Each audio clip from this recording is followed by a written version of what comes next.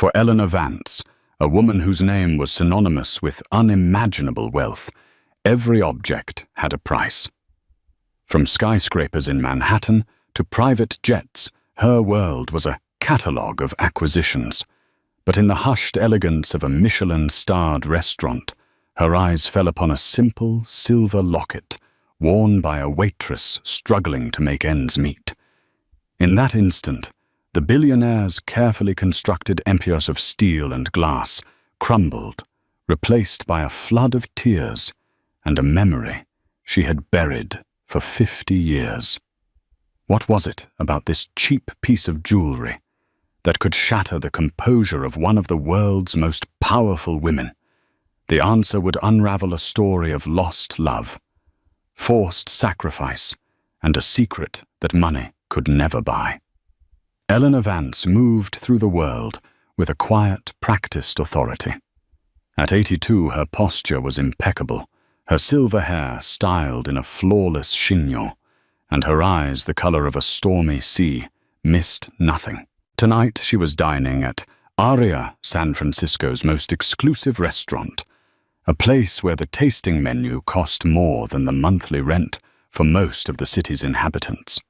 It was a Tuesday, a day of no particular significance, which was precisely why she was there. Anniversaries and birthdays were too painful, filled with the ghosts of a life once lived. Tuesdays were blessedly empty. Her companion was her son, Julian Vance, the CEO of Vance Industries, the global tech empire her late husband Richard had built. Julian was sharp, ambitious, and wore a suit tailored with surgical precision. He spoke of quarterly earnings and market acquisitions, his words forming a familiar, monotonous drone that Eleanor had long ago learned to tune out. "Mother, are you listening?" Julian asked, a hint of impatience in his voice. "The board is pushing for the acquisition of Aerosphere. It's a $1 trillion play." Eleanor offered a faint smile, her gaze drifting around the opulent room. Crystal chandeliers dripped light onto tables draped in heavy linen. The clinking of cutlery was a delicate symphony. It was all so perfect, so controlled, so suffocatingly lonely. Richard had been gone for a decade, and with him all the color had drained from her world. Now her life was a gilded cage, beautiful from the outside but cold and empty within. A young waitress approached their table to refill their water glasses. She moved with a quiet efficiency that spoke of exhaustion. Her uniform was pristine, but showed the faintest signs of wear at the cuffs. Her hair, a simple brown ponytail, was slightly askew as if she'd been rushing. She was unremarkable in every way, just another face in the endless parade of service staff that populated Eleanor's life. "Will there be anything else, Mr. Vance?" "Mrs. Vance?" the waitress asked, her voice soft but clear. Julian dismissed her with a wave of his hand, already engrossed in his phone. But Eleanor's eyes were not on the waitress's face. They were fixed on her neck. Peeking from the collar of her uniform was a silver chain. It was thin and delicate, the kind of thing a young girl might wear. But it was the pendant that made Eleanor's breath catch in her throat. It was a starburst locket, its silver slightly tarnished with age. At its very center, where the rays of the star converged, was a tiny, deep blue sapphire, no bigger than a pinhead. Time stopped. The murmur of the restaurant faded into a dull roar in Eleanor's ears. Her heart began to pound against her ribs, a frantic, painful rhythm. It couldn't be. After all these years, it simply couldn't be. There were millions of lockets in the world, but not like this one. This one was unique. She knew every groove, every imperfection in the hand-engraved rays. She knew the feel of its cool metal against her skin. She had designed it herself. "Mother, what is it? You look pale," Julian said, finally looking up from his screen. Eleanor didn't hear him. Her vision tunneled, focusing solely on the locket. A torrent of memories locked away for half a century broke free. A summer of stolen glances, the scent of oil paints and turpentine, the weight of a forbidden love, and the gut-wrenching pain of a choice she was forced to make. The waitress, sensing the older woman's intense stare, shifted uncomfortably. She tucked the locket further into her collar, a subconscious protective gesture. But it was too late. Eleanor had seen it. A sound escaped her lips, a choked, agonizing sob that was utterly alien in the refined atmosphere of Aria. Her manicured hand flew to her mouth, her eyes wide with a mixture of disbelief and profound, soul-deep grief. Tears, hot and unstoppable, streamed down her perfectly powdered cheeks, carving paths through the mask of composure she had worn for decades. "That locket," she whispered, her voice trembling, her finger pointing with a shaky hand. Where did you get that locket?" The entire restaurant seemed to fall silent. Julian stared, dumbfounded, at his mother's unprecedented emotional breakdown. The young waitress whose name tag read Mia looked from the weeping billionaire to the locket at her neck, her face a canvas of confusion and alarm. Eleanor Vance, the matriarch of a financial dynasty, a woman who had faced down hostile takeovers and buried a husband without shedding a public tear, was crying. Not with quiet dignity, but with the raw, heart-shattering anguish of a long-lost hope that had just impossibly reappeared. The scene at table 7 sent a ripple of consternation through Aria. The maitre d', a man named Jean-Pierre, who prided himself on orchestrating flawless evenings, hurried over his face a mask of professional concern. "Is everything all right, Mrs. Vance?" he inquired, his voice a low, soothing murmur. Julian, recovering from his shock, quickly took control. "My mother is just feeling a bit unwell. A momentary episode. We'll be fine." He shot a sharp, dismissive glare at the waitress Mia. "You can go." But Eleanor's hand shot out her grip, surprisingly strong as she latched onto Mia's arm. "No, don't go. Please," she pleaded, her voice thick with tears. "That locket!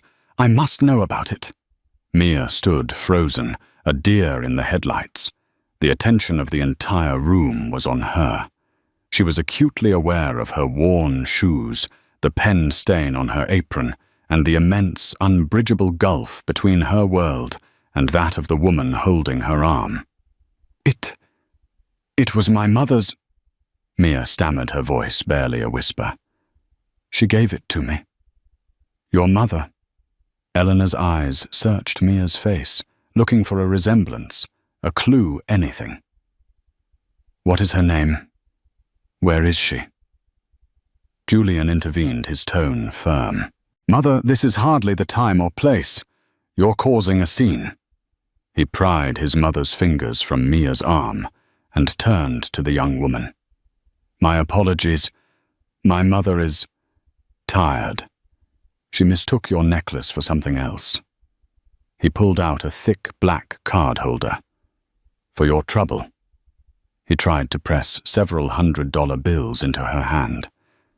Mia flinched back as if the money were hot. "No, thank you, sir. It's all right." Her eyes darted back to Eleanor, who was now weeping silently, her shoulders shaking. There was a raw, genuine pain in the older woman's eyes that transcended their different stations in life. It was the pain of a human heart breaking. "Please," Eleanor said again, her voice regaining a sliver of its customary command, though it was frayed with emotion. "I will pay you for it. Name your price. $10,000. $20,000. Mia's eyes widened. $20,000 was more than she made in a year. It was enough to cover her own mother's mounting medical bills, to fix the leaky roof in their tiny apartment, to breathe for the first time in years. A wave of temptation washed over her, so powerful it made her dizzy. She could solve so many problems with that money. She instinctively clutched the locket. It was cool against her warm skin, a familiar weight she had known her entire life. It was the only thing she had from her mother that felt truly hers. Her mother Sarah was sick, her memory fading in and out like a faulty radio signal. But when she was lucid, she would sometimes touch the locket and smile. "That's your story," she would whisper, her voice frail. "It's all in there. It'll keep you safe." Mia didn't know what story it held. Her mother's past was a collection of fragmented, half-remembered tales. She didn't know who her father was, or where her mother had come from before arriving in San Francisco with a baby and a single suitcase. The locket was her only tangible link to that mystery, to her own identity. To sell it would be like selling a piece of her soul. "I'm sorry, Mrs. Vance," Mia said, her voice finding a surprising strength. "I can't sell it. It's not for sale." Julian scoffed in disbelief. "Don't be ridiculous. It's a piece of silver. I'll write you a check for $50,000, right now. You can quit this job tonight." The offer hung in the air, glittering and seductive. $50,000. It was a fortune.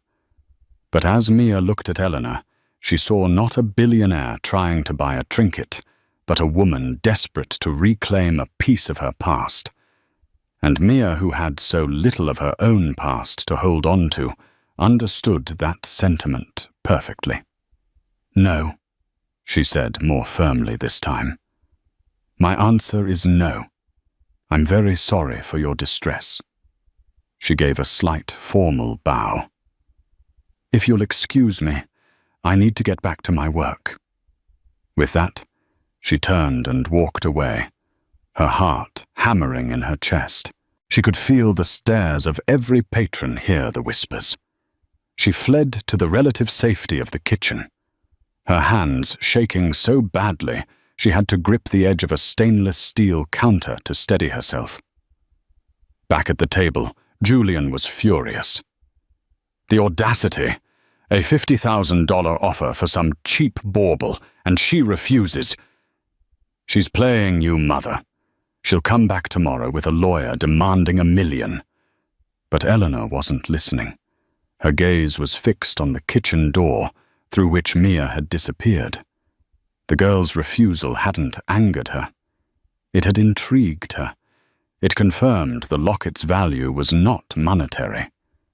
The girl cherished it, just as she was supposed to. "Get me her name, Julian," Eleanor said, her voice low and resolute. The tears had stopped, replaced by a steely determination. Her full name, her address, everything you can find out about her. "What are you going to do?" Julian asked, bewildered.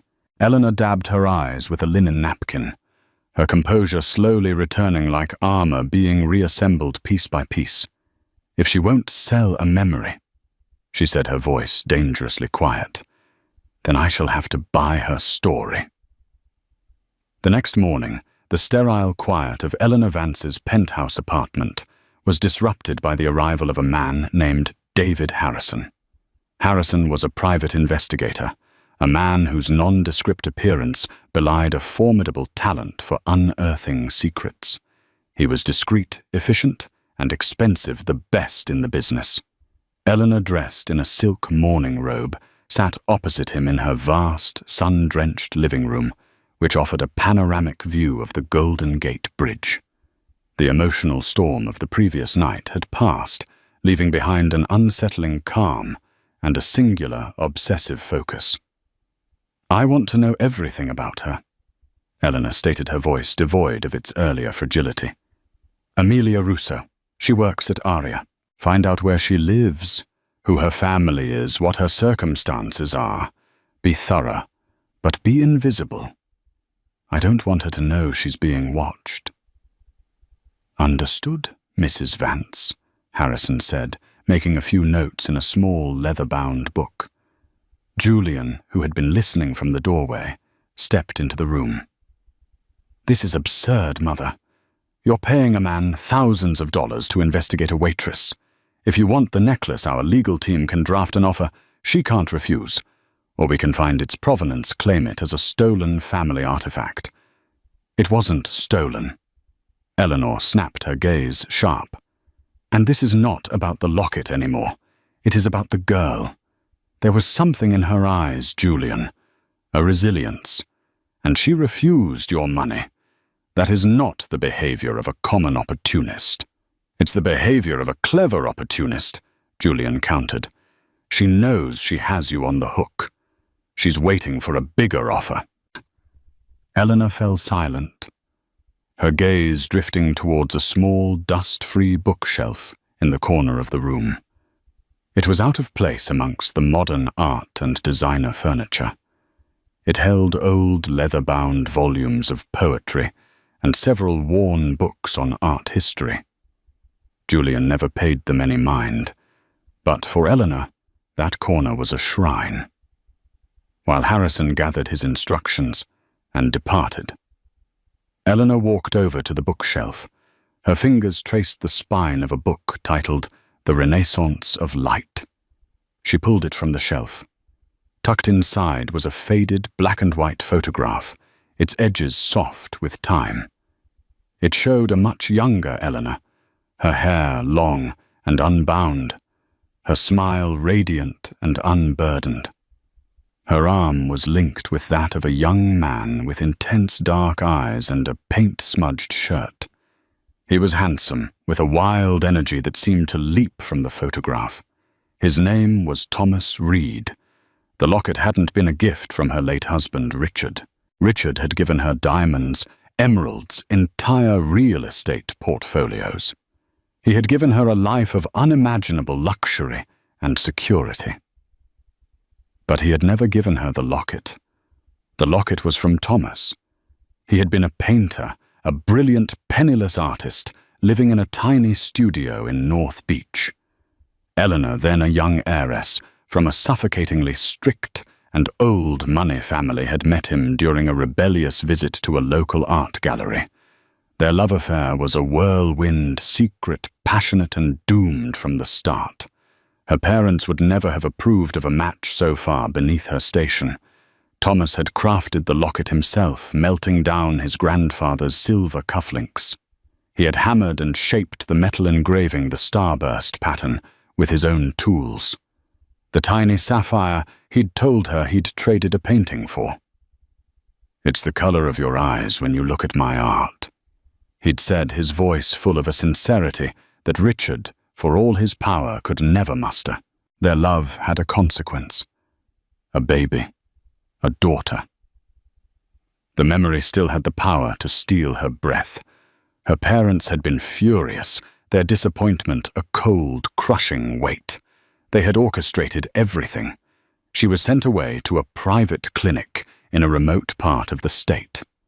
Thomas was threatened, paid off, and told to disappear from her life forever.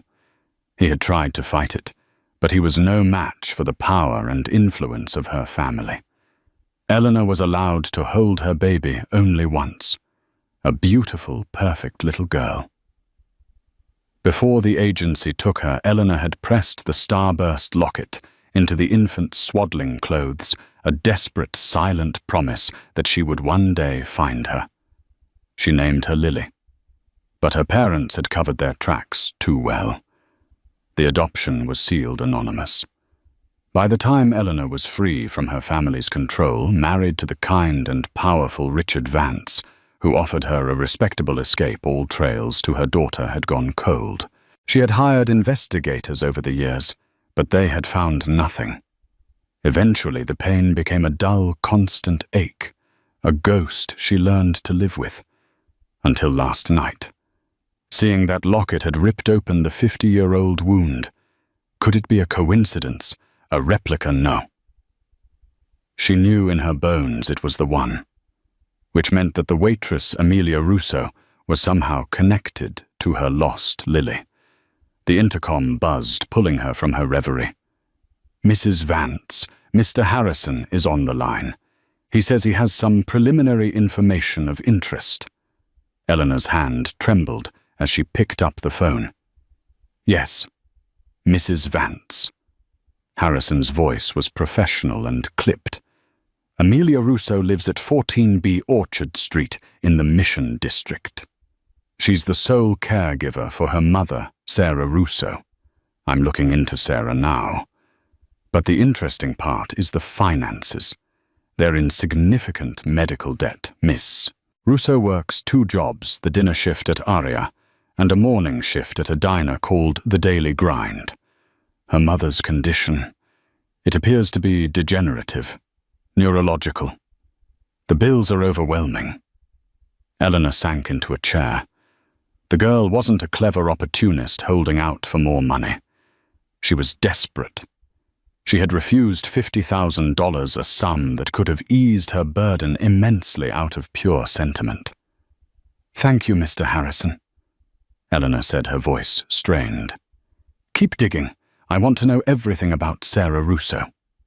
She hung up the phone, her mind racing. Sarah. The name meant nothing to her. But the girl's poverty, her quiet dignity, her fierce protection of the one link to her past.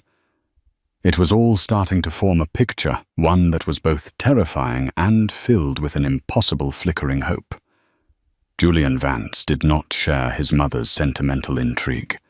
He saw the situation in stark binary terms, a problem and a solution. The problem was a waitress who had stumbled upon a piece of leverage and was causing his mother emotional distress. The solution was to apply overwhelming force. Bypassing his mother, who he felt was becoming irrationally obsessed, Julian had his own team run a background check on Amelia Russo. The results were the same as Harrison's, but Julian interpreted them differently. He saw not a struggling daughter, but a collection of vulnerabilities. Debt, a sick parent, a precarious financial existence. These were levers to be pulled. 2 days after the incident at Aria Mia was finishing her shift at the Daily Grind, her second job. It was a greasy spoon diner, a world away from the refined elegance of Aria. Her feet ached, and the smell of bacon grease clung to her clothes. All she wanted was to go home, check on her mother, and fall into bed. As she stepped out into the drizzly afternoon, a sleek black car pulled up to the curb, its tinted windows humming down. A man in a suit, not Julian, but clearly one of his lieutenants, got out. "Miss Russo," he said, his tone polite but firm. "Mr. Julian Vance would like a word with you." Mia's heart sank. She had been dreading this. "I'm sorry, I'm really tired. I have to get home." "It will only take a moment," the man insisted, gesturing to the open car door. It was not a request. Reluctantly, Mia slid into the plush leather interior. Julian Vance sat opposite her, his laptop open, his face illuminated by the screen's glow. He didn't look up for a full minute, a deliberate power play that made Mia feel small and insignificant. "Miss Russo," he finally said, closing the laptop. "I'll be direct. My mother has developed a fixation on your necklace. It is unhealthy. I want to put an end to it." "I already told your mother it's not for sale," Mia said, clutching her bag. "Everything is for sale," Julian countered smoothly. "You're simply negotiating. It's a bold strategy, I'll admit, refusing the initial offer to drive up the price. But the game is over." He slid a thick envelope across the seat. "Inside is a check for $75,000 and a non-disclosure agreement. You sign the paper, you give us the locket, and you never contact my mother or any member of my family again. You also, of course, resign from your position at Aria." Mia stared at the envelope. $75,000. The number was even more staggering than the last. But the way he presented it felt like an insult, a transaction stripping all emotion from the equation. "It's not about the money," she insisted, her voice shaking slightly. "It has sentimental value." Julian let out a short, humorless laugh. "Sentimental value doesn't pay for oncology specialists at UCSF Medical Center, does it? Or for the experimental drug trials for early-onset Alzheimer's? We know about your mother, Sarah. We know about the debt collectors. We know that the social worker, Mrs. Albright, is considering moving your mother into a state-run facility because you can no longer provide adequate care." Mia felt the blood drain from her face. They had dug into her life, into the most painful private corners of her existence. They had taken her struggle and turned it into a weapon to use against her. It felt violating, cruel. "How dare you?" she whispered, a mixture of fear and fury rising in her. "This is not a threat, Miss Russo. It's an observation of fact." Julian said, his voice cold as ice. "I am offering you a lifeline. That money can secure the best care for your mother. It can give you a life free from the constant anxiety of debt. All for a piece of metal. It's a logical, practical choice." He was twisting the knife, framing her love for her mother against her attachment to the locket. He was making her feel selfish for holding on to the one thing that gave her a sense of history. Tears welled in her eyes, but she fought them back. She would not cry in front of this man.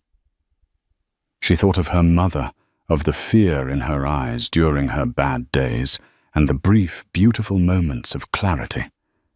This locket was part of that part of her. "The answer is still no," Mia said, her voice trembling, but resolute. "What you are doing is monstrous. Please just leave me alone." Julian's expression hardened. The veneer of corporate civility vanished, replaced by undisguised contempt. "Fine. Have it your way. But understand this. My family has resources. We can make things difficult. Landlords can be persuaded to terminate leases. Employers can be convinced that a certain employee is a source of disruption. You are a fly buzzing around an elephant, Miss Russo. I strongly suggest you stop before you get swatted." The threat hung in the air, heavy and suffocating. The driver opened her door. Mia scrambled out of the car, her legs unsteady. The black sedan sped away, leaving her standing on the wet pavement, shaken and terrified. She ran all the way home, bursting into her small, cramped apartment. Her mother, Sarah, was sitting by the window looking out at the rain. Today was one of her better days. "Mia, honey, you're soaked," Sarah said, her voice gentle. "What's wrong? You look like you've seen a ghost." Mia collapsed onto the sofa, finally letting the tears come. She told her mother everything: the billionaire at the restaurant, the emotional breakdown, the aggressive son, the offers of money, the threats. Sarah listened patiently, her expression growing sad. She reached out and took Mia's hand, her fingers frail and cool. Her eyes went to the locket around Mia's tall, mane neck. "They want it that badly," Sarah murmured, more to herself than to Mia. "I don't understand why," Mia sobbed. "Why is it so important to them?" Sarah's gaze became distant, her mind drifting through the fog of her illness. "He made it for the girl with eyes like the sea," she whispered. The words disconnected a fragment of a memory, a star to guide her home, before they sent her away. Mia frowned, confused. What Mum? Who sent who away? But the moment of clarity was gone. Sarah's eyes glazed over. She smiled vaguely and began to hum a tune that had no melody. Mia's heart ached. The cryptic words were just another piece of the puzzle of her mother's past, a puzzle that was becoming more complex and dangerous by the day. She held the locket tightly. It was no longer just a keepsake. It was the center of a storm, and she was trapped within it. Julian's aggressive tactics had the opposite of their intended effect. When Eleanor learned from a distraught Jean-Pierre that Mia had been dismissed from her job at Aria, at Julian's insistence she was incandescent with fury. She summoned Julia to her penthouse. For the first time in years, he saw not a frail, aging mother, but the formidable woman who had stood beside his father as he built an empire. "How dare you?" she demanded, her voice dangerously low. "How dare you use the power and wealth of this family to bully a young woman who has done nothing but work for an honest living? You threatened her. You had her fired." "I was protecting you," Julian retorted, standing his ground. "You were becoming obsessed, emotional. She's a nobody, a grifter looking for a payday. I solved the problem." "You are the problem, Julian," Eleanor said, her disappointment a palpable force in the room. "You see the world as a series of transactions. You see people as assets or liabilities. You have your father's business sense, but you have none of his heart. Leave. I will handle this myself. From now on, you will stay away from Amelia Russo." After Julian departed, his face a thunderous mask of indignation, Eleanor felt a profound sense of isolation. Her own son was a stranger to her, a man molded by the very wealth she now found so meaningless. She called David Harrison. "I want to change the focus of the investigation," she said, her voice firm. "I don't care about Amelia Russo's finances anymore. I want to know about her mother, Sarah Russo. Find her birth certificate. I want to know where and when she was born. Dig into the adoption records for that area for that year. Cross-reference everything. Spare no expense." It was a long shot, a wild, desperate gamble based on nothing more than a gut feeling and a 50-year-old piece of jewelry. While Harrison's team began the painstaking work of sifting through decades of sealed and archived records, Eleanor retreated into her own past. She unlocked a safe hidden behind a painting in her study and removed a small leather-bound box. Inside were the few relics she had kept from her time with Thomas Reed. There were a handful of letters, written in his elegant, looping script, filled with passionate declarations of love and dreams of a future together. There was a charcoal sketch he had done of her, capturing a light in her eyes that Richard had never seen. And at the bottom of the box was a small velvet pouch. Inside was a single earring, a silver starburst with a tiny sapphire at its center. It was the matching piece to the locket. Thomas had only had enough silver for 1.5 pairs. He'd given her the locket and one earring, keeping the other for himself as a promise. A promise to find her and their child. A promise he was never able to keep. She clutched the earring, the sharp points digging into her palm. The memories were so vivid, so painful. The sterile white room of the clinic. The condescending pity in the nurse's eyes. The crushing weight of her parents' decision presented as an inescapable reality. "It's for the best, Eleanor. The child will have a good life with a proper family. You will forget. You will move on." But she had never forgotten. Not for a single day. The ghost of her daughter Lily had haunted the periphery of her life, a constant, silent presence. Days turned into a week. Eleanor barely ate her mind, consumed by the past and the desperate hope for the future. Then the call came. Mrs. Vance, David Harrison's voice, was different. The professional detachment was gone, replaced by something that sounded like awe. "We found it. It took leveraging every contact I have, and a court order from a very friendly judge, but we unsealed the records. Eleanor held her breath, her knuckles white as she gripped the phone. Sarah Russo was born on October the 12th, 1973, at St. Jude's Mercy Home for Unwed Mothers in Monterey County, Harrison said. She was placed for adoption a day later. Her birth mother is listed on the original sealed certificate. He paused. The name on the certificate is Eleanor Marguerite Chadwick. Chadwick. It was her maiden name. The world tilted on its axis. The air rushed from Eleanor's lungs. It was true. It wasn't a coincidence. It wasn't a delusion. It was real. Sarah Russo was her Lily. The waitress, the quiet, resilient young woman named Amelia, was her granddaughter. Mrs. Vance, are you still there?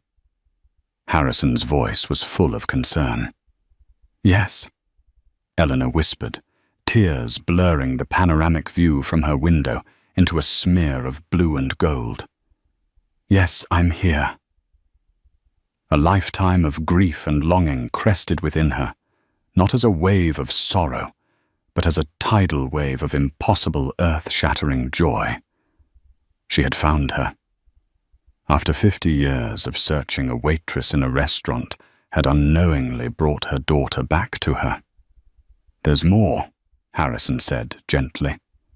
I looked into Sarah's adoptive parents. They were a kind, working-class couple. They passed away when Sarah was a teenager. She had a difficult life. And there's no record of Amelia's father. The birth certificate lists him as unknown. It explained so much. Why Sarah was alone, why they were struggling. Her daughter had lived a life of hardship, a world away from the gilded cage Eleanor inhabited. And now she was sick, her memory fading. A fierce protective instinct, the maternal love she had been forced to suppress for 50 years, roared to life. She would not lose her daughter again. Not when she had just found her. Book the best neurological specialist in the country, Mr. Harrison. Eleanor commanded, her voice ringing with an authority she hadn't felt in years. Dr. Alistair Finch at Johns Hopkins. Fly him to San Francisco on my private jet. Rent out an entire wing of the best hospital if you have to. And get me an address. I am going to see my granddaughter. For Mia, the world had become a landscape of fear. Julian Vance's threats echoed in her mind. Her manager at the Daily Grind had started treating her coldly, cutting her hours. She knew it was only a matter of time before she lost that job too. The letter from the landlord about a building-wide rent increase that seemed to apply only to her felt like another turn of the screw. She was being squeezed systematically and silently by a force she couldn't fight. Her mother's condition was worsening.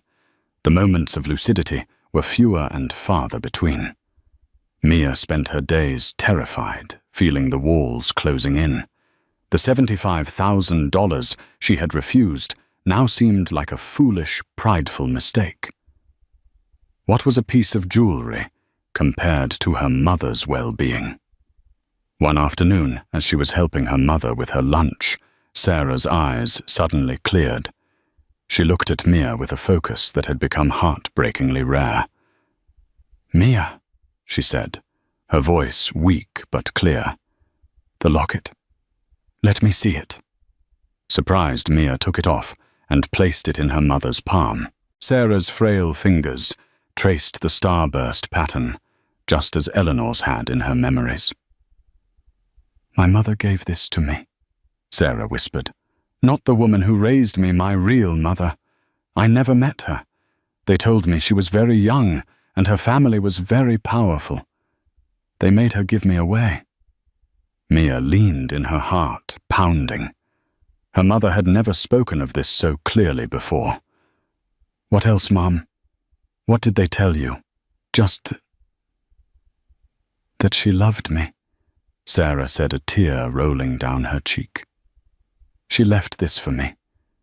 The nurse at the home, she made sure I got it. She said my mother called me Lily. She said the locket was a star to guide me. Her voice trailed off, the effort of remembering, exhausting her. There's something inside. Did you ever look? Mia's breath hitched. She had tried to open the locket 1,000 times as a child, but it was stuck, the clasp fused shut by age. She had always assumed it was empty. It's jammed, Mom. It never opens. There's a trick, Sarah murmured, her eyelids fluttering. A little notch on the third ray. From the top. Mia's hands trembled as she took the locket. She examined it closely, her fingers searching. And there it was. A tiny, almost invisible indentation on one of the engraved rays. Using her fingernail, she pressed down hard on the spot. There was a faint click. The locket sprang open. Mia gasped.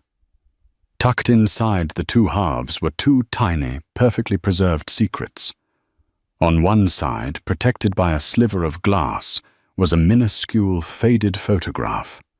It was a picture of a young woman with a radiant smile and eyes the color of the sea. The same woman from the restaurant, but decades younger. Eleanor Vance. On the other side, engraved in a delicate, swirling script, were 4 words. For Lily. Find me. Mia stared, her mind struggling to process the impossible truth. The woman from the restaurant. Her name was Eleanor. The name on her mother's original birth certificate was Eleanor. The nurse had said her mother called her Lily. For Lily. Find me. Her mother Sarah was Lily. And the billionaire Eleanor Vance was her grandmother. The realization crashed over her with the force of a physical blow. The obsession with the locket. The offers of money. The tears. It wasn't about an object. It was about a person. It was about her mother. Just as this earth-shattering truth was settling in, there was a soft knock on the apartment door. Mia's first instinct was fear. Was it Julian Vance's men coming to evict them? She opened the door cautiously. Standing in the drab hallway of her apartment building was Eleanor Vance. She was not the imperious matriarch from the restaurant. She was dressed simply in a cashmere sweater and slacks. Her face was pale, her eyes filled with a nervous, hopeful vulnerability. She was alone. Amelia, Eleanor said, her voice soft. May I please come in? I need to talk to you. And to your mother. Mia was speechless. She could only nod, stepping back to let the woman into her small, cluttered home. Eleanor's eyes scanned the room, taking in the worn furniture, the stack of medical bills on the counter, the sheer grinding reality of their poverty. Her gaze was filled with a profound, soul-crushing regret. Her eyes finally landed on Sarah, who was sitting in her chair by the window, now lost in her own world again. Eleanor took a hesitant step forward, then another. Lily. She whispered the name, a breath of air, a prayer she hadn't dared to speak aloud for 50 years. Mia held up the open locket. She told me, Mia said, her voice choked with emotion. She just told me everything. Eleanor looked from the locket in Mia's hand to the face of her daughter, then back to the face of her granddaughter.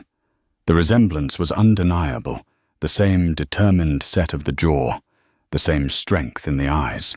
Tears streamed down Eleanor's face once more, but this time they were not tears of grief. They were tears of homecoming.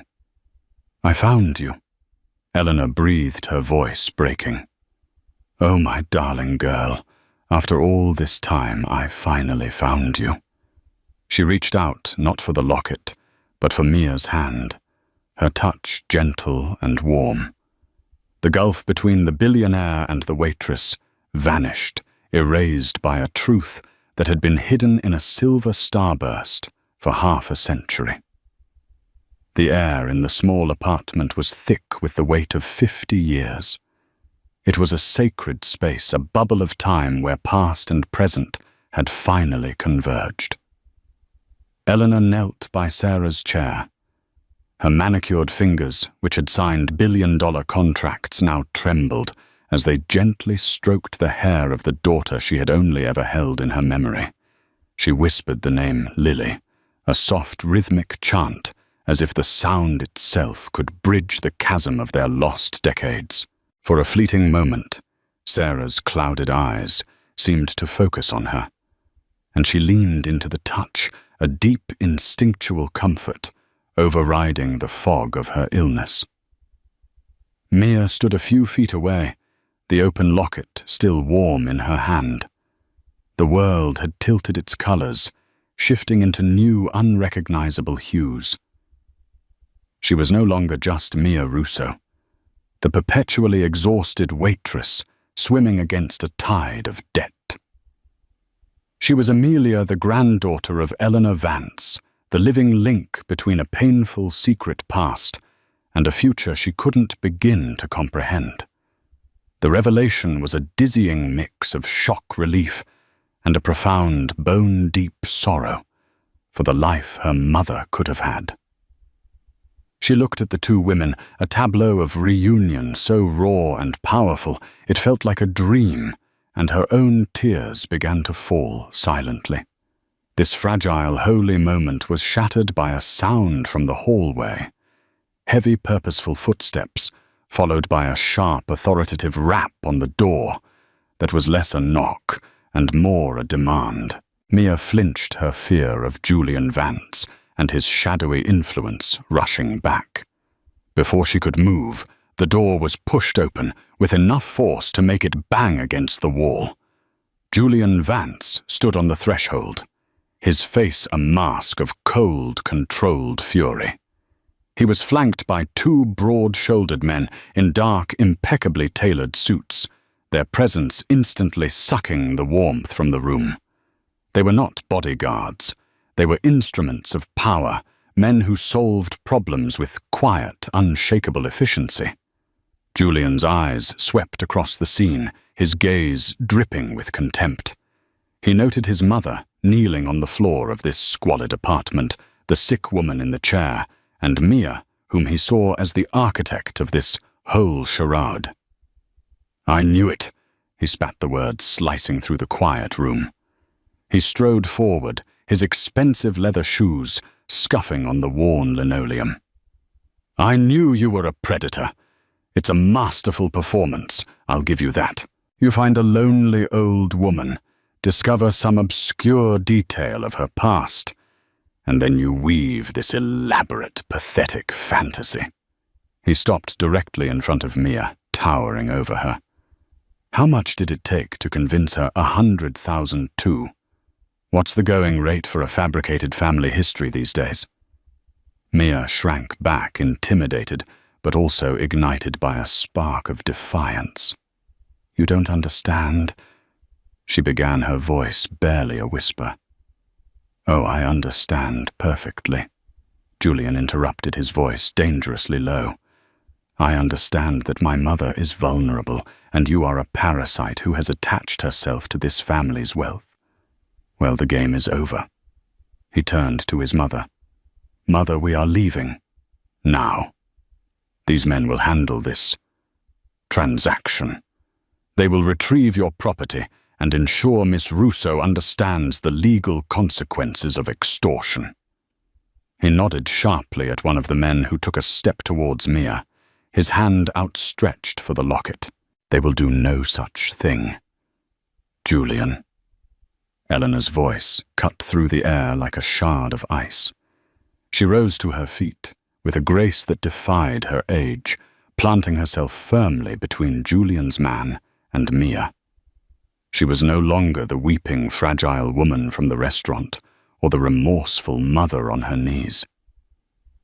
She was Eleanor Vance, the matriarch, and her eyes blazed with a protective fire Julian had not seen since his father's funeral. "This is not a transaction," she declared, her voice ringing with absolute authority. "And this," she said, gesturing to Mia, "is not a parasite.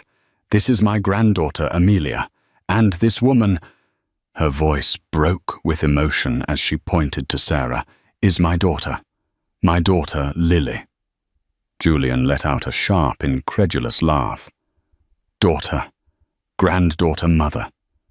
Listen to yourself. You are unwell. This pauper has poisoned your mind. You have never in my entire life mentioned a lost daughter."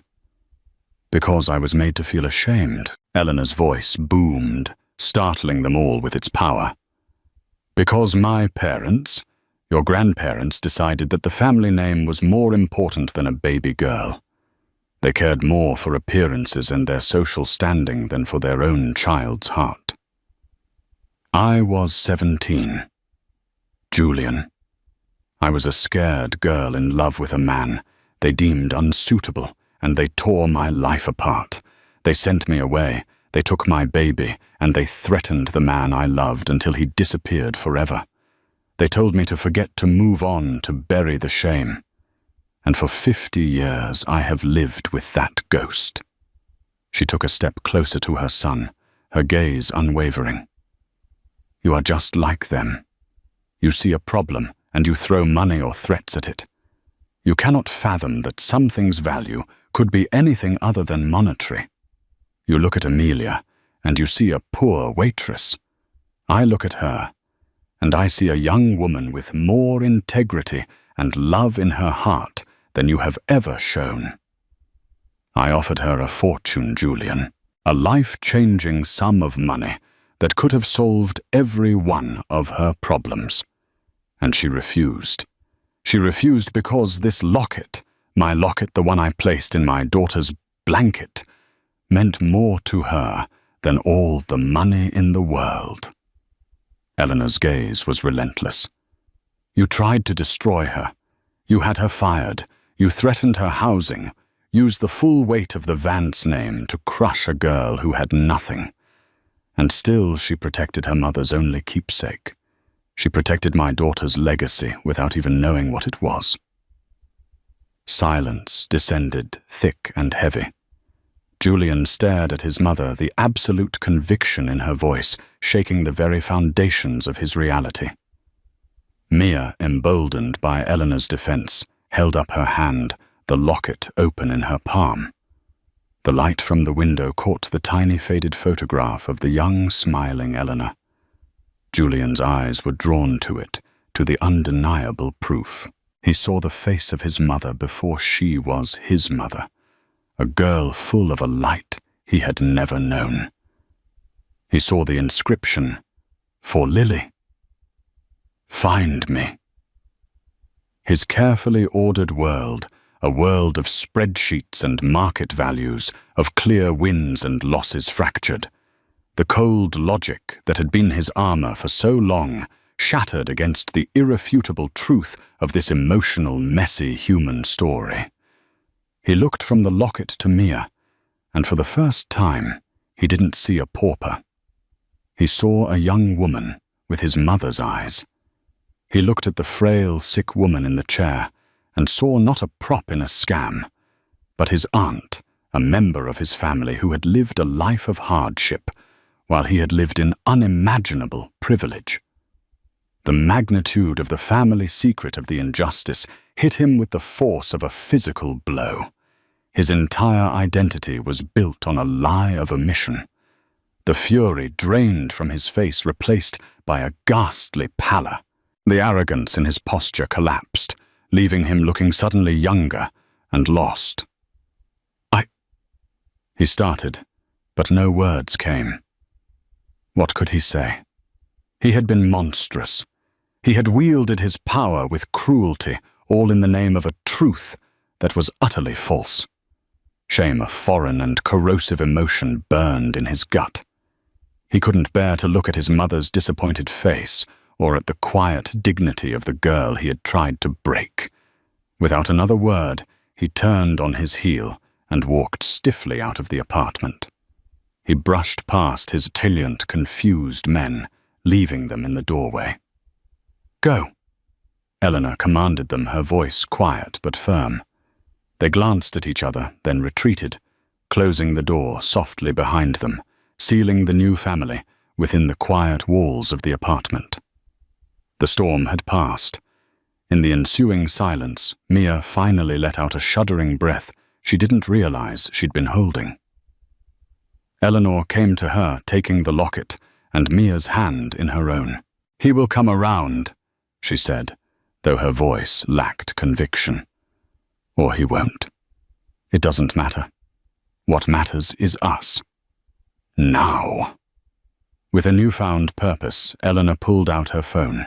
She made a call, her voice a calm, commanding force that Mia now understood could move mountains. "This is Eleanor Vance. I need Dr. Alistair Finch. I don't care what his schedule is. My private jet is on the tarmac at SFO. I want him in this city by morning, ready to see a patient. Yes, cost is no object. Make it happen." She hung up and turned to Mia, her eyes soft with a century of unshed tears. "Your mother will have the best care. You will have a home, a real home. You will never have to work 2 jobs again unless you choose to. You can go to school, travel anything. The world is yours now, Amelia." Mia could only shake her head, overwhelmed. "I don't know what to say." "You don't have to say anything," Eleanor said gently. She looked down at the locket, tracing the starburst with her finger. "Your grandfather made this," she whispered, giving Mia the final piece of her story. "His name was Thomas Reed. He was a brilliant painter, and he had the kindest soul I have ever known. He would have loved you so fiercely." Eleanor looked over at Sarah, who had drifted into a peaceful sleep. A real family.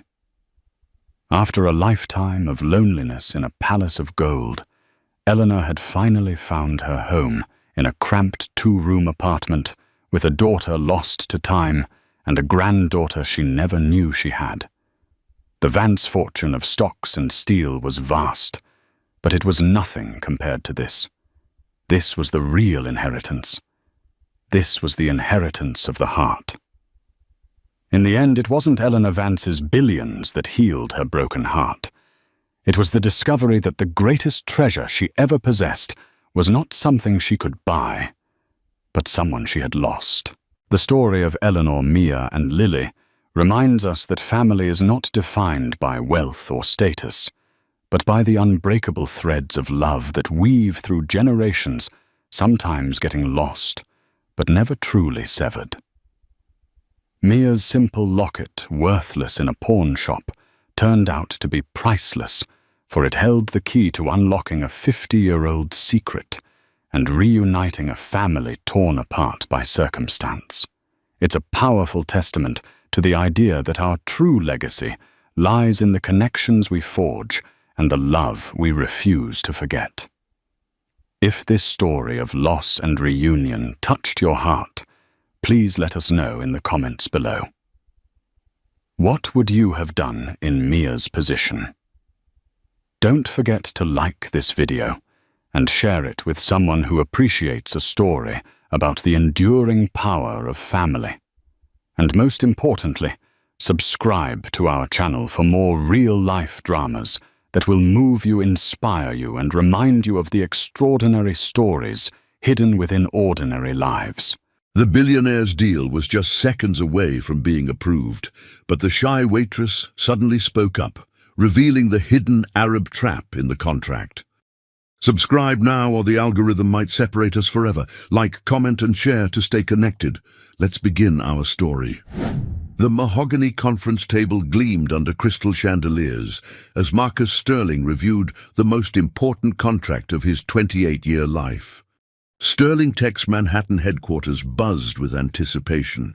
This deal with the Al-Zahra investment group could transform his artificial intelligence startup into a global powerhouse worth $12 billion. The Arab investors are offering unprecedented terms, announced his business partner David Chen, sliding documents across polished wood. Full funding for our military AI contracts, plus international expansion rights. It's everything we've dreamed of.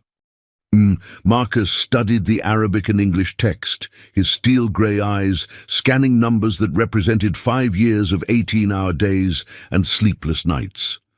At 28, he'd already revolutionized predictive AI technology, but this partnership would make him one of the youngest tech billionaires in America. Sheikh Omar Al-Zahra specifically requested today's signing, David continued. His plane leaves for Dubai tonight, so we need final approval within the hour. The conference room door opened quietly, and Elena Martinez entered with practiced invisibility. She'd perfected the art of being unnoticed during her 8-month serving Sterling Tech's executive meetings, moving like a shadow in her black server's uniform. Her dark hair was pulled back professionally, and she kept her eyes downcast as she arranged the afternoon refreshments. Marcus barely glanced up from the contract. "Coffee, Elena. And make sure those pastries are fresh. We're hosting some very important people today." Elena's movements faltered slightly as she caught sight of the contract's header. Her fluency in Arabic, gained from years working in international finance, allowed her to read the document title that made her blood run cold. She continued arranging items with steady hands, but her mind raced. "Of course, Mr. Sterling," she replied softly, her voice carrying the faintest trace of an accent that most people assumed was Mexican rather than the result of her multilingual education. As she poured coffee, Eleanor positioned herself to overhear David's phone conversation with their legal team. Her ability to understand Mandarin, Arabic, French, German, Spanish, and English had proven invaluable in her previous career. And now it might save Marcus from making the biggest mistake of his life. "The contracts look standard," David was saying in Mandarin to their Chinese-American lawyer, assuming privacy. "But I want you to review paragraph 12. 3 once more. Something about the subsidiary clauses feels." Elena's heart stopped. Paragraph 12. 3 was exactly what she'd been worried about when she saw the Arabic header. She'd seen identical language destroy other American companies. "Careful with that coffee," Marcus said sharply as Elena's hand trembled slightly. "These documents are irreplaceable." Elena steadied herself, meeting his gaze directly for the first time in months. "My apologies, Mr. Sterling. The contracts appear quite complex." Something in her tone made Marcus pause. Elena had served hundreds of meetings, always silent and efficient. Why was she making conversation now? "They're fairly straightforward," Marcus replied, studying her face. "Standard international investment agreements." Elena finished pouring coffee, her mind working frantically. She needed to warn him. But how could a simple garçonette possibly know enough about international law to identify contract fraud? "Will the Arab investors be joining you soon?" she asked carefully. David checked his watch. "Sheikh Omar's team should arrive any moment. This is the biggest deal in Sterling Tech's history." Elena nodded, moving to arrange documents on the side table.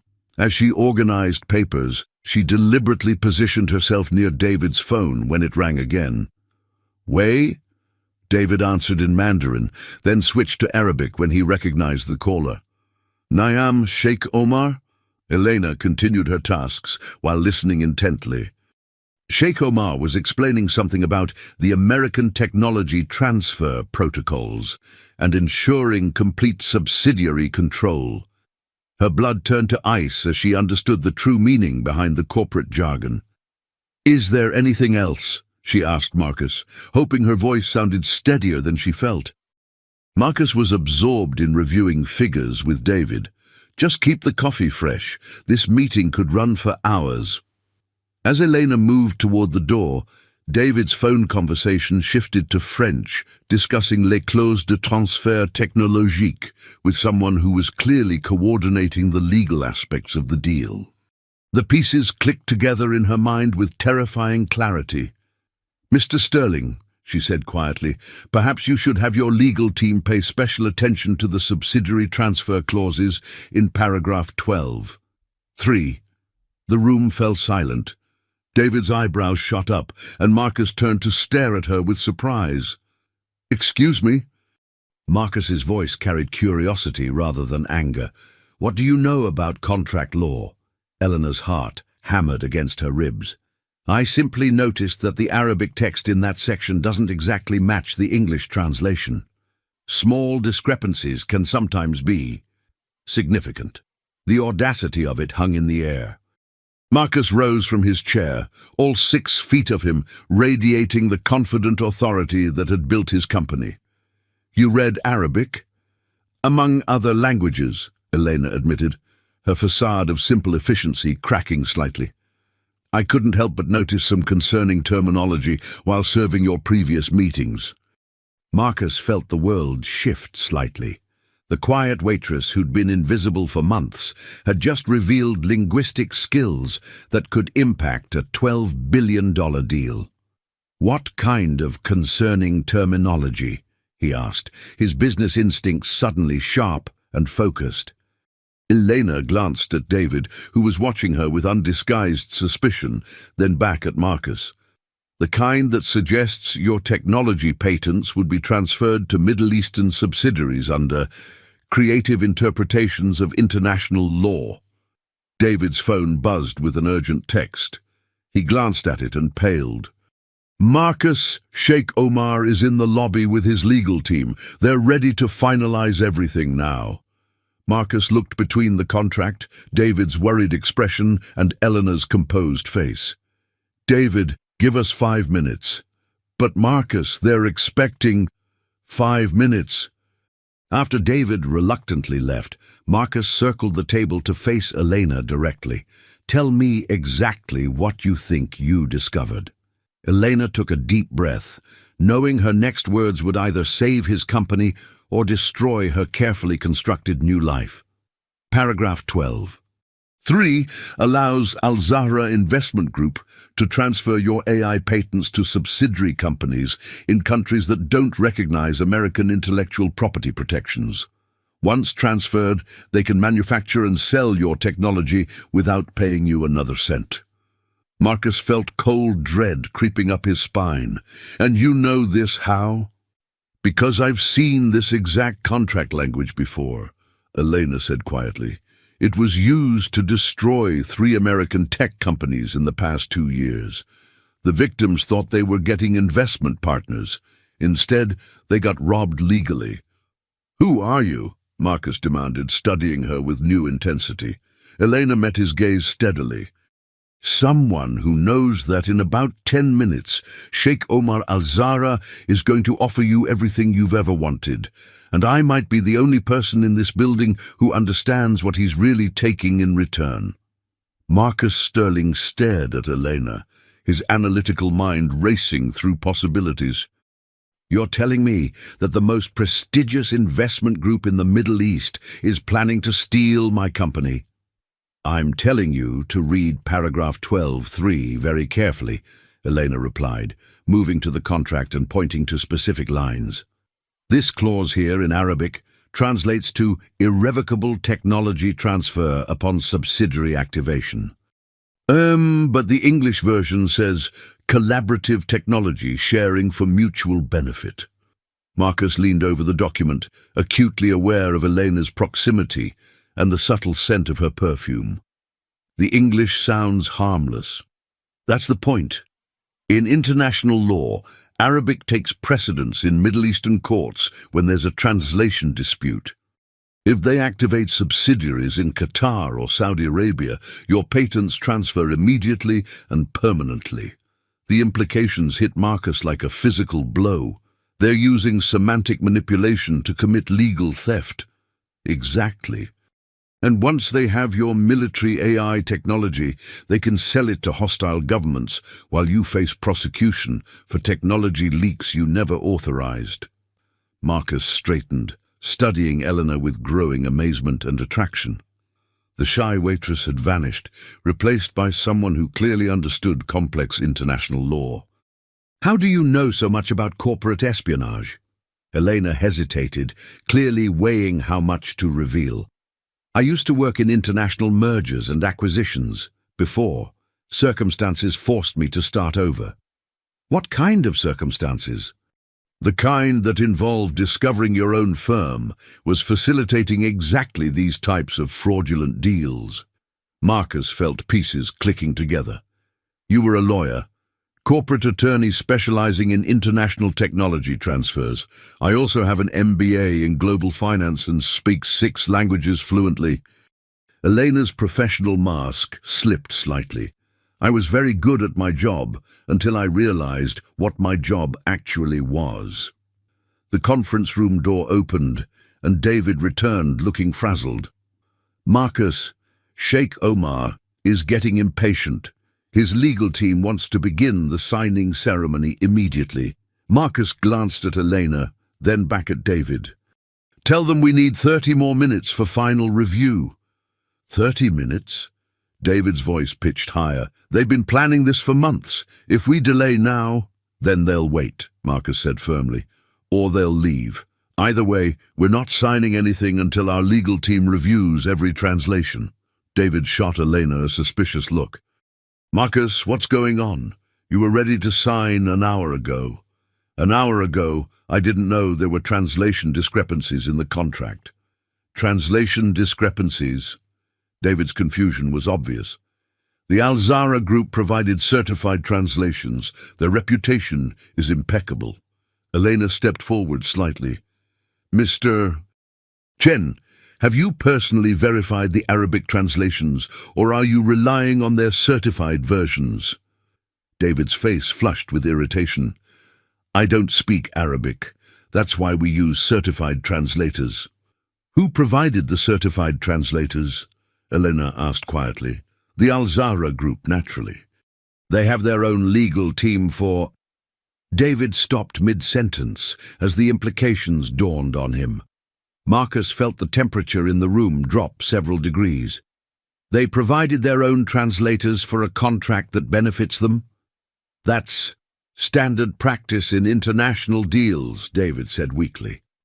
Elena's expression remained neutral, but Marcus caught the flicker of sympathy in her eyes. "It's standard when all parties trust each other completely. Less standard when billions of dollars are at stake." Marcus's phone buzzed with an urgent call from his head of legal. He answered quickly, speaking in rapid English, while Elena listened with obvious understanding. "Sarah, I need you to bring an independent Arabic translator to the office immediately." "Yes, I know Sheikh Omar is waiting." "No, we're not signing anything until every word is verified by our own people." He hung up and found Elena watching him with something that looked like approval. "You're taking a significant risk," she said. "If Al-Zahra Group is legitimate, they'll be insulted by your lack of trust. And if they're not legitimate, then you just saved your company and possibly your life." David ran his hands through his hair nervously. "Marcus, this is insane. The Al-Zahra Group has invested in dozens of American companies successfully. Why would they suddenly start committing fraud?" Elena and Marcus exchanged glances. "David," Marcus said carefully, "which companies has Al-Zahra invested in recently?"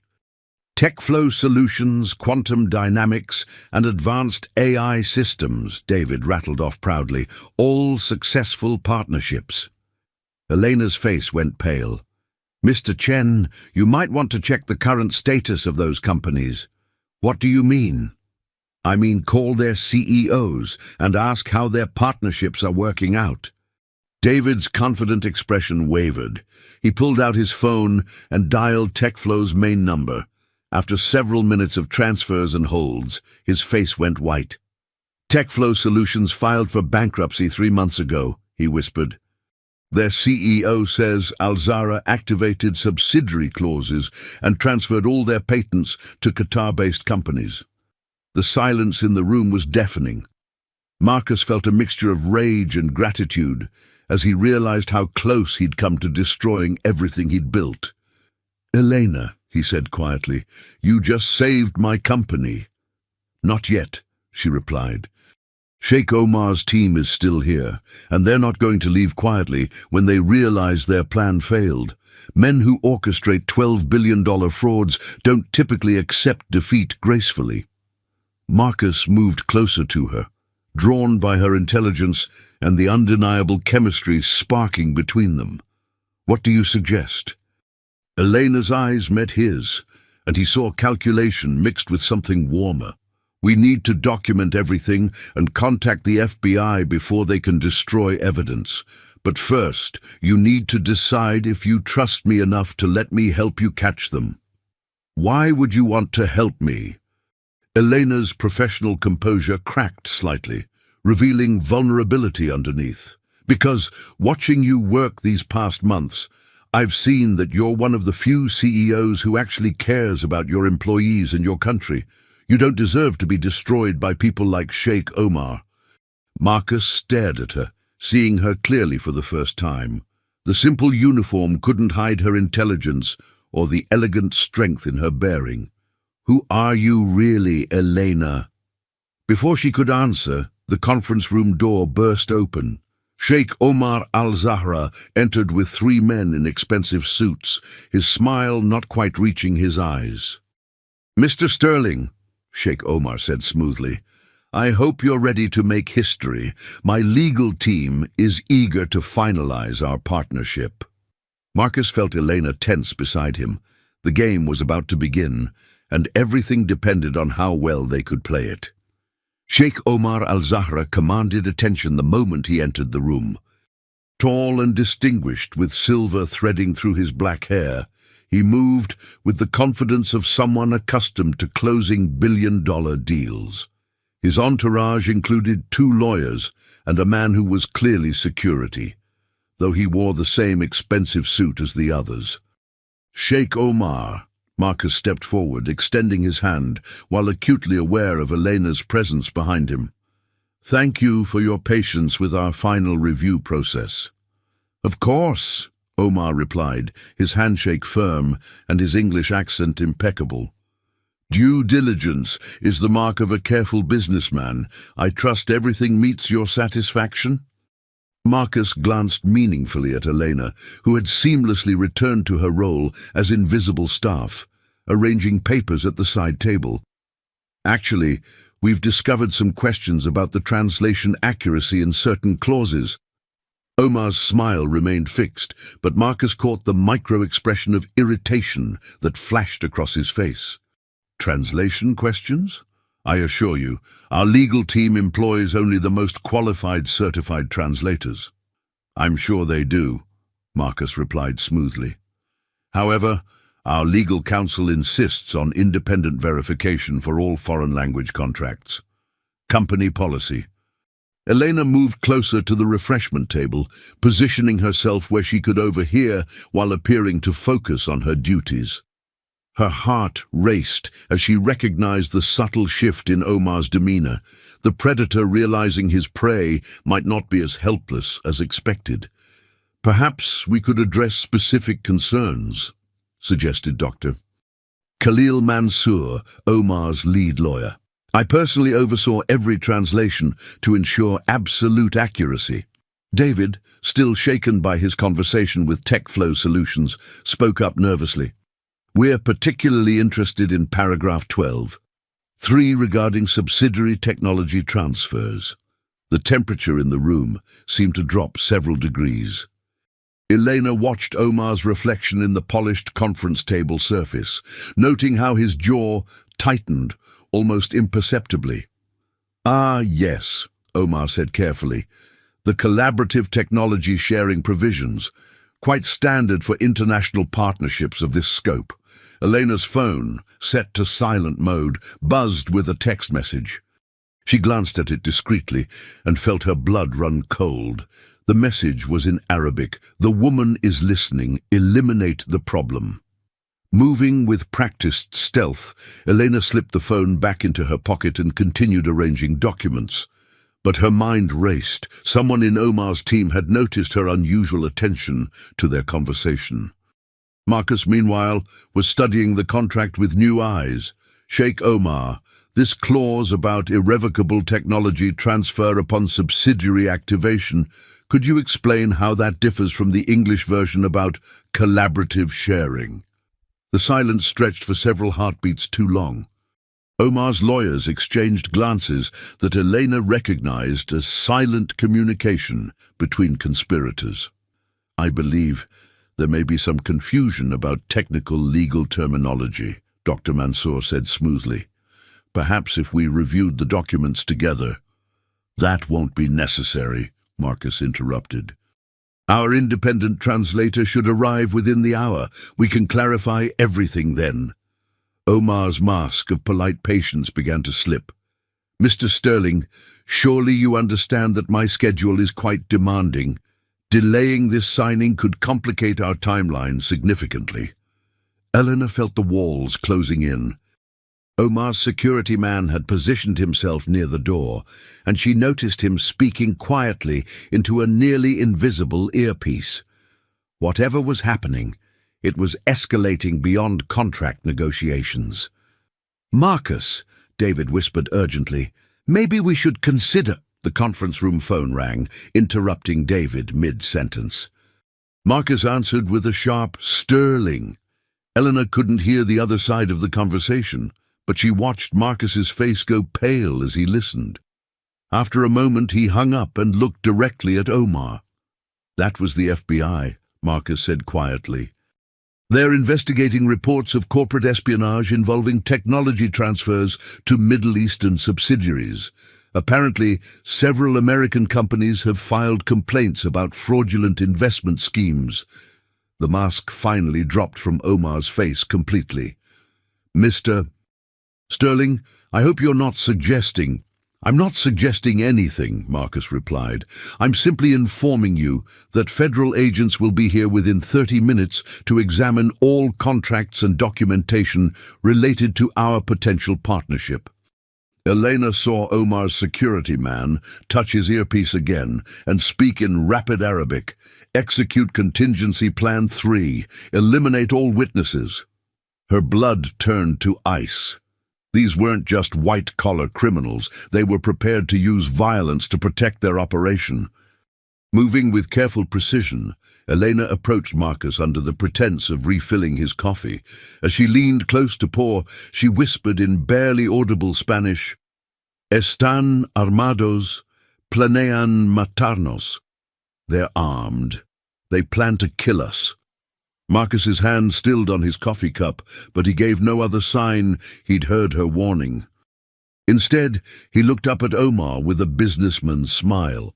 While we wait for the federal agents, perhaps we could discuss your other successful American partnerships. Omar's eyes narrowed. What do you mean? Well, David mentioned tech flow solutions, quantum dynamics, and advanced AI systems.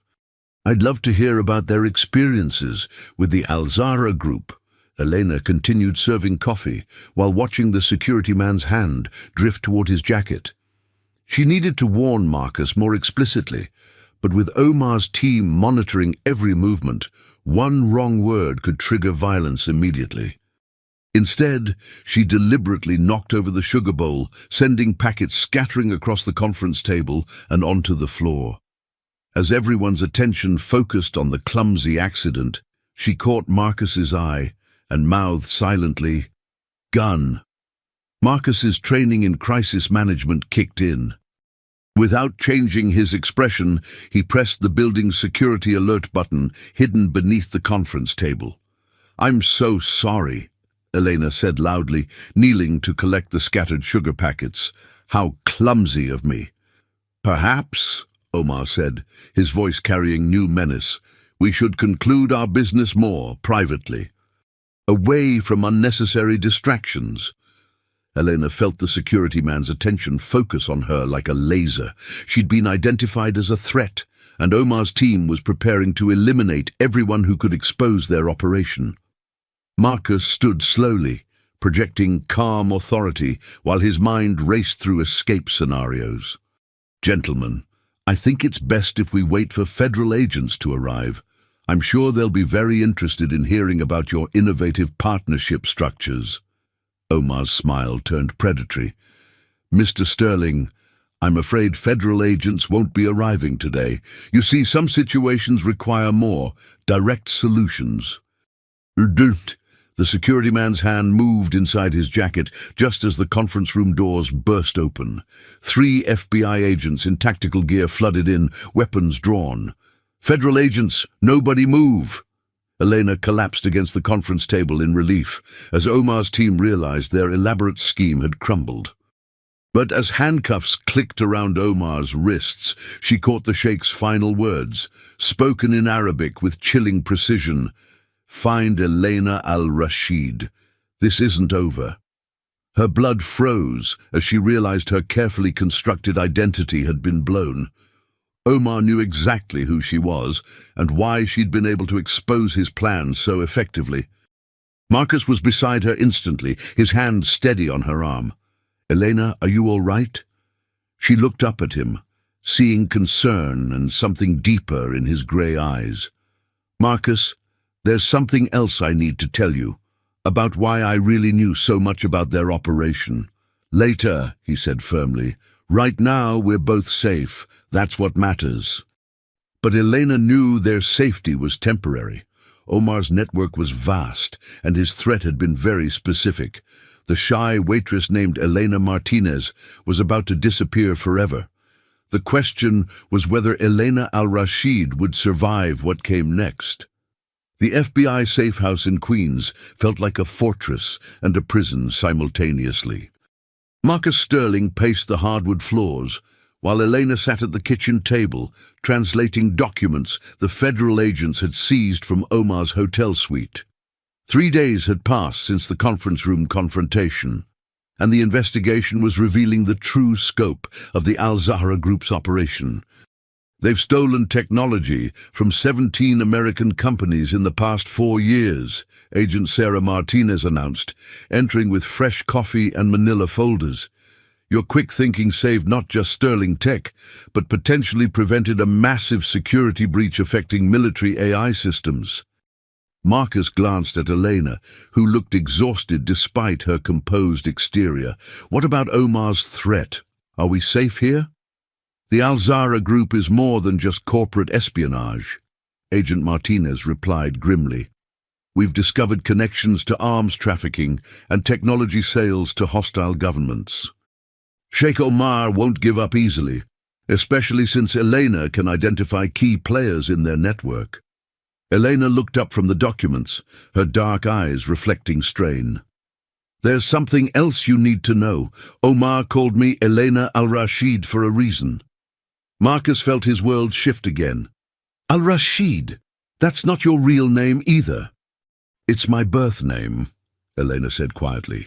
Elena al-Rashid was a prominent international lawyer until she discovered her own firm was facilitating these technology thefts. When I tried to expose them, they destroyed my career and threatened my life. Elena Martinez was my witness protection identity. Agent Martinez leaned forward. "Elena, we need you to explain exactly what you discovered about your former firm." Elena's hands trembled slightly as she reached for a folder. Khalil and Associates wasn't just providing legal services to the Al-Zahra Group.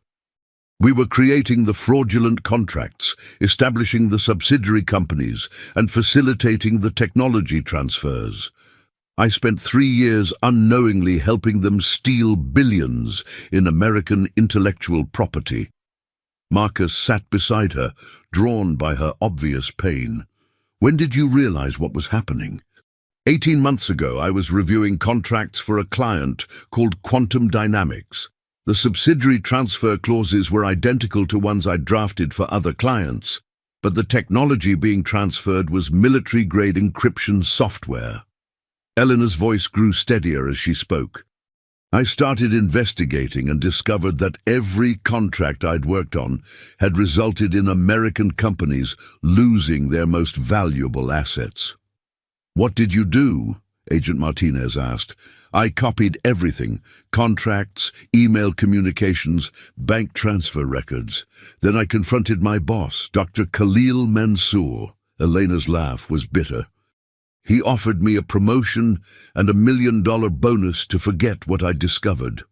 Marcus felt rage building in his chest. "They tried to buy your silence.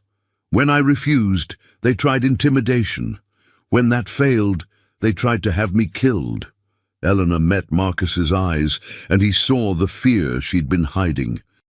"A car bomb destroyed my apartment in Geneva. If I hadn't been working late at the office, I would have died." The room fell silent, except for the hum of the safe house's security systems. Marcus reached for Elena's hand without thinking, surprised when she didn't pull away. "The Witness Protection Program gave me a new identity and relocated me to New York," Elena continued. "But I couldn't stop thinking about all the American companies being destroyed by contracts I'd helped create. When I discovered Omar was targeting Sterling Tech, I knew I had to act." Agent Martinez studied Elena with professional interest. "You risked everything to save a company you'd never worked for." Elena's eyes found Marcus's again. "I risked everything to save a man who didn't deserve to be destroyed by my mistakes." The intensity in her voice made Marcus's pulse quicken. Despite everything, the danger, the deception, the impossible circumstances, he was falling for this brilliant, courageous woman who'd sacrificed her safety to protect his dream. "Elena," he said softly, "you saved my company and possibly my life. You don't owe me anything." "Don't I?" She turned to face him fully. "I helped create the weapons they used against you. Every fraudulent contract, every stolen patent, every destroyed American business. I made that possible." Marcus squeezed her hand gently. "You also made it possible to stop them." Agent Martinez's radio crackled with urgent communication. After a brief conversation, she turned back to them with a grim expression. "We've got a problem. Omar made bail through diplomatic channels. He's officially been declared persona non grata and ordered to leave the country, but..." "But?" Marcus prompted. "But 3 of his associates are still in New York, and we've intercepted communications suggesting they plan to eliminate Elena before leaving." Elena went pale. "How long do we have?" "Our surveillance suggests they've located this safe house. We need to move you both immediately." Marcus stood, pulling Elena to her feet. "Where?" "There's a secure federal facility upstate. You'll be completely protected until we can..." The lights went out. In the darkness, Marcus heard Agent Martinez curse and reach for her radio. "All units, we have a breach at the safe house. Repeat, we have a hostile breach." Elena's hand found Marcus's in the darkness, her fingers intertwining with his. "Marcus, if something happens to me, you need to know..." "Nothing's going to happen to you," he said fiercely, pulling her closer. The sound of breaking glass came from the front of the house, followed by shouted commands in Arabic. Agent Martinez pushed them toward the back exit, her weapon drawn. "Move! Now!" Marcus wrapped his arm around Elena's waist, guiding her through the dark hallway toward the rear of the house. Behind them, he could hear multiple voices coordinating a systematic search. "The garage," Agent Martinez whispered. "There's an armored vehicle. We can..." A gunshot echoed through the house, and Agent Martinez stumbled. Elena caught her arm, steadying her as blood spread across the agent's shoulder. "I'm fine," Martinez gasped. "Keep moving." Marcus felt Elena's body trembling against his, but her voice remained steady. "There's a window in the laundry room. We can reach the neighbor's yard." "How do you know that?" "I memorized every exit the first day we arrived." Even in mortal danger, Elena's intelligence amazed him. Marcus helped Agent Martinez, while Elena led them through the dark house with confident precision. Behind them, the voices grew closer. They reached the laundry room just as flashlight beams began sweeping the hallway behind them. Elena quietly opened the window while Marcus helped the wounded agent. "You first," Elena whispered to Martinez. "No, you're the primary target. Go." Elena hesitated, clearly torn between self-preservation and protecting the injured agent. Marcus made the decision for her, lifting her toward the window. "I'm not losing you," he said quietly. "Not after everything we've been through." As Elena slipped through the window, their eyes met in the dim light filtering from outside. In that moment, Marcus realized that somewhere between corporate espionage and federal safe houses, he'd fallen completely in love with her. "Marcus," she whispered urgently from outside. "Hurry." He helped Agent Martinez through the window, then followed just as footsteps reached the laundry room. They ran across the neighbor's yard, staying low and moving toward the street where backup federal vehicles were arriving, with sirens wailing. But as they reached safety, Marcus caught Elena's expression in the flashing emergency lights. She looked relieved but also resigned, like someone preparing for an inevitable goodbye. "Elena, what is it?" She turned to him with tears in her eyes. "Marcus, there's something else, something that changes everything between us." The federal courthouse in Manhattan buzzed with activity as Elena prepared to testify before a grand jury investigating the Al-Zahra Group's international fraud network. Marcus sat in the witness waiting area, watching her review her notes with the focused intensity he'd come to admire and love over the past week. "You don't have to do this," he said quietly, moving to sit beside her. "Agent Martinez said they have enough evidence from the documents to proceed without your testimony." Elena looked up from her legal pad, her dark eyes reflecting determination mixed with fear. "Marcus, without my testimony explaining how the contracts were structured, they might only get convictions for fraud. With my testimony, they can prove conspiracy to commit espionage and technology theft. The difference is 5 years versus life sentences." Marcus reached for her hand, marveling at how natural the gesture had become. "And the difference for you is continued witness protection versus having your real identity exposed to every news outlet in the country. I know the risks. Do you?" Marcus studied her face, seeing the woman he'd fallen in love with beneath the brave exterior. "Once you testify as Elena Al-Rashid, former attorney for Khalil and Associates, your life as Elena Martinez disappears forever. Omar's associates will spend the rest of their lives trying to find you." Elena's smile was sad but resolute. "My life as Elena Martinez was never real anyway. It was just borrowed time." Before Marcus could respond, the door opened and Dr. Khalil Mansour entered in handcuffs, flanked by federal marshals. The man who had once been Elena's boss and mentor looked older and smaller than Marcus had expected, but his eyes burned with hatred when they fixed on Elena. "Elena Al-Rashid," Khalil said in accented English, his voice carrying old affection twisted into malice. "My most promising student. I taught you everything you knew about international law, and this is how you repay me." Elena stood, facing the man who had destroyed her life with dignity that took Marcus's breath away. "You taught me to recognize justice, Dr. Mansour. I'm simply practicing what you preached before you forgot your own principles." Khalil's laugh was bitter. "Principles? Elena, we were making millions while helping developing nations access technology that American companies hoarded selfishly. We were leveling the playing field." "We were stealing," Elena replied firmly, "and you know it. I know that you were living in a penthouse apartment in Geneva, driving a Maserati, and earning more money than most people see in a lifetime. All of that disappeared the moment you decided to develop a conscience." Marcus felt rage building as he watched Khalil try to manipulate Elena with reminders of her former lifestyle. But Elena's response surprised them both. "You're right," she said calmly. "I had everything money could buy, but I didn't have the ability to sleep at night, knowing that my legal expertise was being used to destroy innocent people's dreams." She gestured toward Marcus. Do you know what Marcus Sterling was doing the night before you planned to steal his company? He was in his office at 2 a.m., personally reviewing employee benefit packages to make sure his staff could afford their children's medical care. This is the man you wanted to destroy for profit.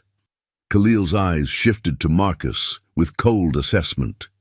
Ah, yes, the idealistic young American. Tell me, Mr. Sterling, are you prepared for what loving Elena al-Rashid will cost you? Marcus stepped closer to Elena, putting his arm around her protectively. I'm prepared for anything. Are you prepared for the fact that she's worth approximately $400 million? The words hit Marcus like a physical blow. Elena's face went white, and she turned to stare at Khalil with horror. What did you just say? Marcus asked quietly. Khalil smiled with malicious satisfaction. Didn't she tell you?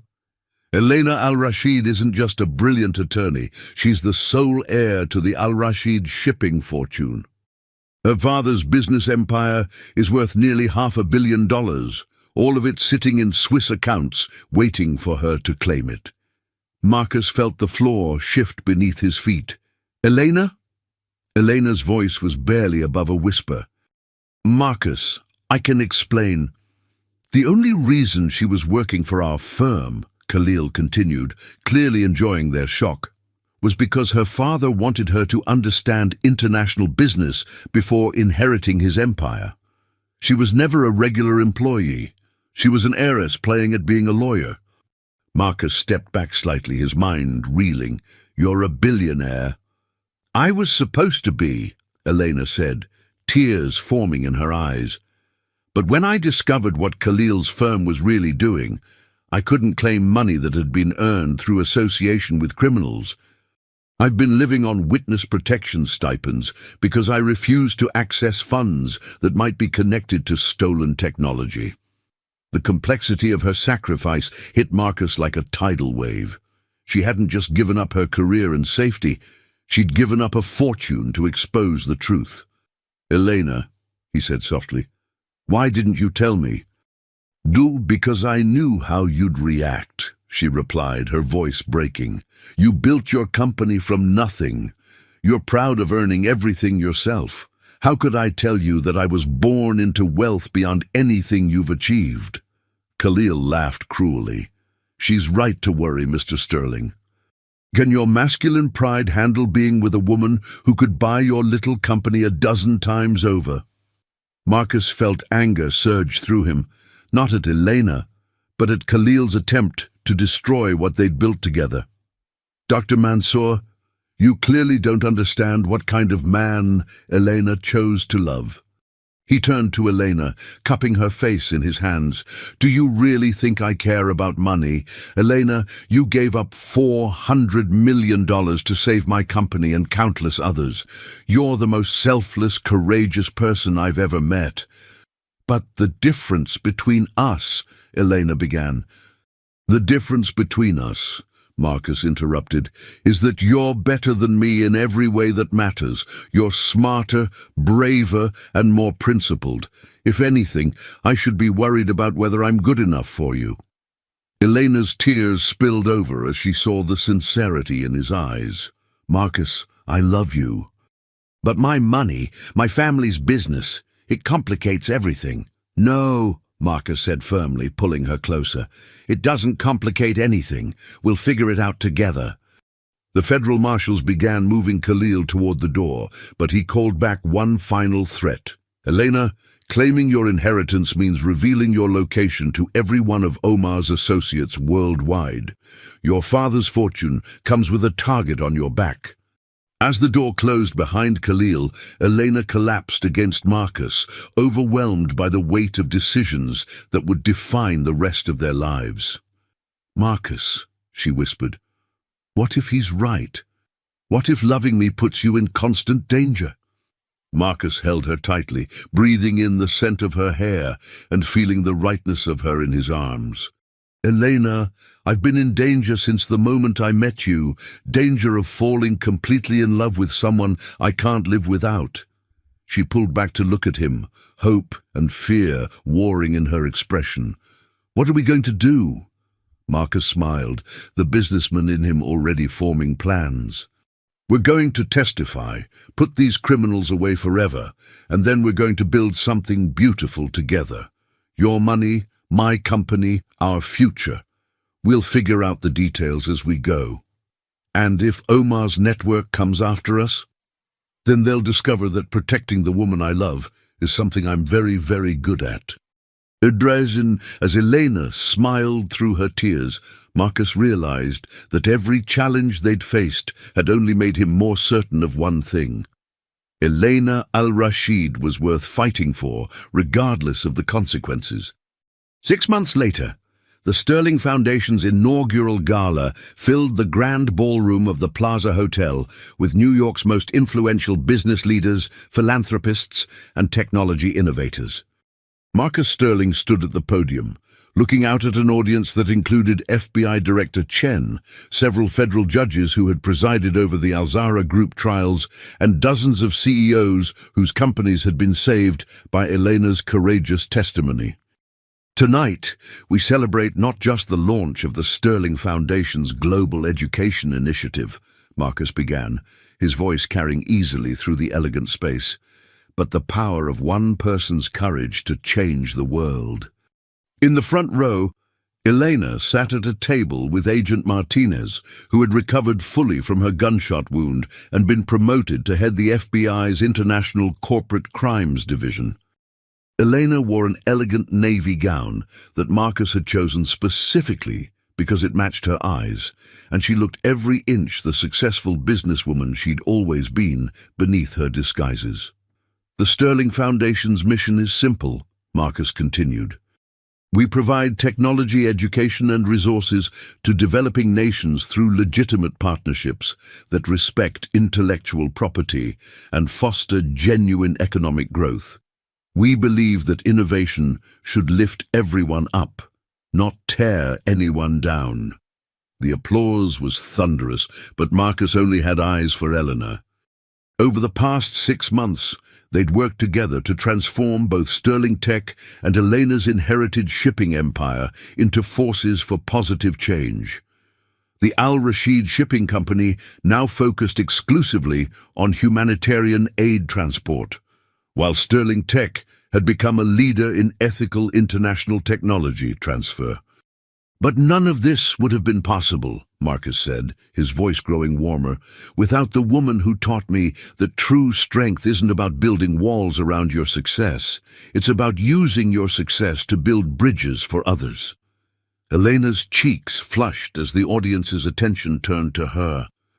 She'd never fully adjusted to public recognition after years of hiding, but Marcus loved watching her grow more confident in her own skin.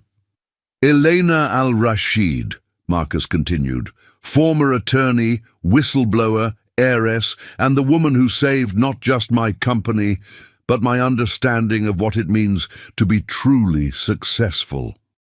The applause grew louder, and Elena smiled the brilliant, unguarded smile that Marcus had fallen in love with during their first conversation about fraudulent contracts. "Elena," Marcus said, his carefully prepared speech forgotten as he looked at the woman who'd changed his life, "would you join me up here?" Elena's eyes widened in surprise, but she rose gracefully and made her way to the podium. When she reached Marcus, he took her hands in his, marveling at how perfectly they fit together. 6 months ago," Marcus said, speaking now to Elena rather than the audience, "I thought I knew what I wanted from life. Success, wealth, recognition, all the things that look impressive on paper." Elena's eyes sparkled with unshed tears as she realized what was happening.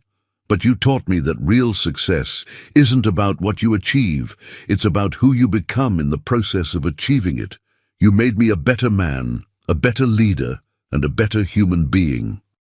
Marcus released one of her hands to reach into his jacket pocket, withdrawing a small velvet box that made several audience members gasp with delight. "Elena al-Rashid," he said, dropping to one knee as gasps and applause filled the ballroom. You saved my company, exposed international criminals, and sacrificed everything for justice. But most importantly, you showed me what it means to love someone completely and without reservation. Elena's tears spilled over as Marcus opened the box to reveal a stunning emerald engagement ring surrounded by diamonds. "Will you marry me?" Marcus asked, his voice carrying clearly through the silent ballroom. "Will you build this crazy, beautiful, complicated life with me?" Eleanor looked down at the man who'd stood by her through federal investigations, death threats, and the revelation of her hidden fortune. The man who'd never once made her feel like her money was more important than her heart. "Marcus Sterling," she said, her voice shaking with emotion and joy, "you are the most stubborn, brilliant, protective man I've ever met. You challenged me to be brave when I wanted to hide, and you loved me when I couldn't love myself." The audience held its breath as Elena paused, her smile growing radiant. "Yes," she said clearly, loud enough for everyone to hear. "Yes, I'll marry you. Yes, I'll build this beautiful life with you. And yes, I'll spend the rest of my life showing you that the smartest thing you ever did was trust a waitress who spoke too many languages for her own good." The ballroom erupted in applause as Marcus slipped the ring onto Elena's finger and stood to kiss her properly. As their lips met, Elena whispered against his mouth, "You realize this means you're stuck with me and my $400 million, right?" Marcus laughed, pulling her closer. "Elena Al-Rashid Sterling has a nice ring to it. And just think of all the good we can do with $800 million and 2 companies. $800 million? Eleanor asked in surprise. "Sterling Tech's IPO went through this morning," Marcus said with a grin. "Apparently, successfully fighting international corporate espionage is very good for business." Elena's laugh was pure joy as she kissed him again, not caring that 800 people were watching them with delight. Later, as they danced to their first song as an engaged couple, Elena looked up at Marcus with the mischievous expression that never failed to make his heart race. "You know," she said softly, "there's something else I should probably tell you before we get married." Marcus's eyebrows rose in mock alarm. "Please tell me you're not secretly related to any other international crime families." "Nothing that dramatic," Eleanor assured him, then paused with perfect comedic timing. "I just thought you should know that I also speak Italian, Portuguese and Russian. That makes 9 languages total, not 6. Marcus stopped dancing and stared at her. "9 languages? I may have undersold myself slightly when we first met." Marcus threw back his head and laughed, spinning Elena around the dance floor. "Elena Al-Rashid, you are going to keep me surprised for the rest of my life, aren't you? Count on it, Mr. Sterling. Count on it."